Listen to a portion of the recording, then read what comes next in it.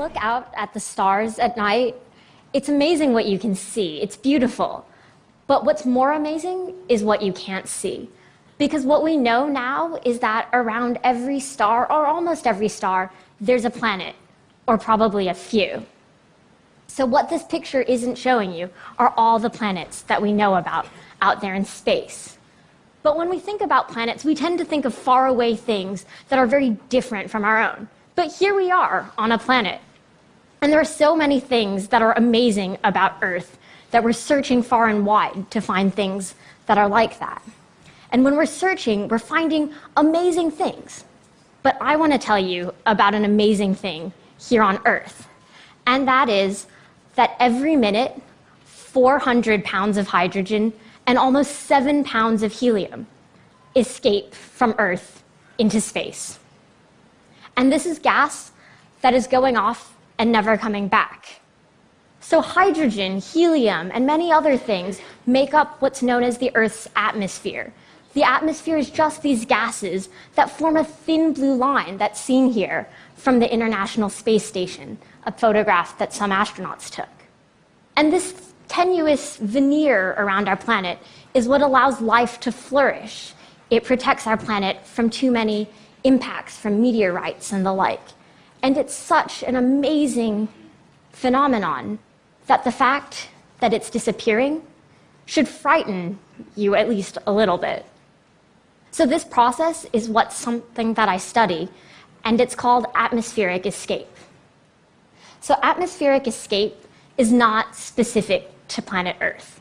It's part of what it means to be a planet, if you ask me, because planets, not just here on Earth, but throughout the universe, can undergo atmospheric escape. And the way it happens actually tells us about planets themselves. Because when you think about the solar system, you might think about this picture here. And you would say, well, there are 8 planets, maybe 9. So for those of you who are stressed by this picture, I will add somebody for you. Courtesy of New Horizons, we're including Pluto. And the thing here is, for the purposes of this talk and atmospheric escape, Pluto is a planet in my mind. In the same way that planets around other stars that we can't see are also planets. So fundamental characteristics of planets include the fact that they're bodies that are bound together by gravity. So it's a lot of material just stuck together with this attractive force. And these bodies are so big and have so much gravity, that's why they're round. So when you look at all of these, including Pluto, they're round.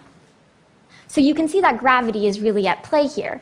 But another fundamental characteristic about planets is what you don't see here, and that's the star, the sun, what all of the planets in the solar system are orbiting around. And that's fundamentally driving atmospheric escape. The reason that fundamentally stars drive atmospheric escape from planets is because stars offer planets particles and light and heat that can cause the atmospheres to go away. So if you think of a hot air balloon, or you look at this picture of lanterns in Thailand at a festival, you can see that hot air can propel gases upward. And if you have enough energy and heating, which our sun does, that gas, which is so light and only bound by gravity, it can escape into space. And so this is what's actually causing atmospheric escape here on Earth, and also on other planets, that interplay between heating from the star and overcoming the force of gravity on the planet. So I've told you that it happens at the rate of 400 pounds a minute for hydrogen and almost 7 pounds for helium. But what does that look like? Well, even in the 80s, we took pictures of the Earth in the ultraviolet using NASA's Dynamic Explorer spacecraft. So these 2 images of the Earth show you what that glow of escaping hydrogen looks like, shown in red. And you can also see other features like oxygen and nitrogen in that white glimmer in a circle showing you the auroras, and also some wisps around the tropics. So these are pictures that conclusively show us that our atmosphere isn't just tightly bound to us here on Earth, but it's actually reaching out far into space, and at an alarming rate, I might add. But the Earth is not alone in undergoing atmospheric escape. Mars, our nearest neighbor, is much smaller than Earth, so it has much less gravity with which to hold on to its atmosphere. And so even though Mars has an atmosphere, we can see it's much thinner than the Earth's. Just look at the surface. You see craters indicating that it didn't have an atmosphere that could stop those impacts. Also, we see that it's the red planet. And atmospheric escape plays a role in Mars being red. That's because we think Mars used to have a wetter past. And when water had enough energy, it broke up into hydrogen and oxygen. And hydrogen being so light, it escaped into space. And the oxygen that was left oxidized or rusted the ground, making that familiar rusty red color that we see. So it's fine to look at pictures of Mars and say that atmospheric escape probably happened. But NASA has a probe that's currently at Mars called the MAVEN satellite. And its actual job is to study atmospheric escape. It's the Mars Atmosphere and Volatile Evolution spacecraft. And results from it have already shown pictures very similar to what you've seen here on Earth. We've long known that Mars was losing its atmosphere, but we have some stunning pictures. So here, for example, you can see in the red circle is the size of Mars, and in blue you can see the hydrogen escaping away from the planet. So it's reaching out more than 10 times the size of the planet, far enough away that it's no longer bound to the planet. It's escaping off into space. And this helps us confirm ideas like why Mars is red from that lost hydrogen. But hydrogen isn't the only gas that's lost. I mentioned helium on Earth and some oxygen and nitrogen. And from MAVEN, we can also look at the oxygen being lost from Mars. And you can see that because oxygen is heavier, it can't get as far as the hydrogen. But it's still escaping away from the planet. You don't see it all confined into that red circle. So the fact that we not only see atmospheric escape on our own planet, but we can study it elsewhere and send spacecraft, allows us to learn about the past of planets, but also about planets in general and Earth's future. So one way we actually can learn about the future is by planets so far away that we can't see. And I should just note, though, before I go on to that, I'm not going to show you photos like this of Pluto, which might be disappointing, but that's because we don't have them yet. But the New Horizons mission is currently studying atmospheric escape being lost from the planet. So stay tuned and look out for that. But the planets that I did want to talk about are known as transiting exoplanets. So any planet orbiting a star that's not our sun is called an exoplanet or extrasolar planet. And these planets that we call transiting have the special feature that if you look at that star in the middle, you'll see that actually it's blinking. And the reason that it's blinking is because there are planets that are going past it all the time. And it's that special orientation where the planets are blocking the light from the star that allows us to see that light blinking.